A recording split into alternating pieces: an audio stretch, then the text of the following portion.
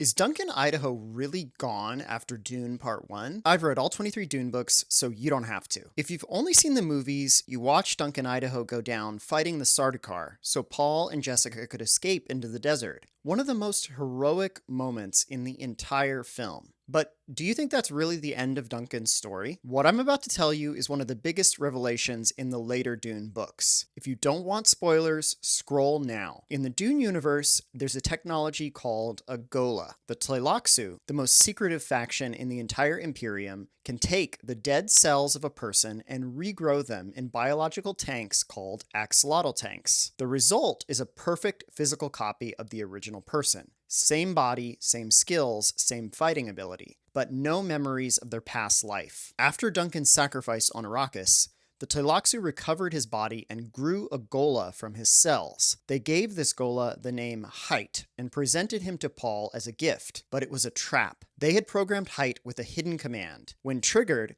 he would turn on Paul and end his life. But the plan backfired. The psychological conflict between his programmed orders and his deep loyalty to the Atreides was so intense that it broke through the conditioning entirely. Height's original memories flooded back. Duncan Idaho was alive again. And that was only the beginning, because from that moment forward, Duncan Idaho was brought back over and over and over again for more than 3,000 years. The God Emperor, Leto II, Paul's son, became so dependent on Duncan's companionship that he ordered a new gola every time one was lost. The Dune Encyclopedia documents more than 20 individual Duncan Idahos by name. One was a sculptor. One was a general who trained an army of warrior women. One was delivered in female form. One was a court jester. One went completely insane and blew himself up. Each one was different. Each one a new version of the same man. Duncan Idaho is the most resurrected character in all of science fiction. He lived and was lost and was brought back more times than any other human in the Dune universe. So no, Duncan Idaho is not gone.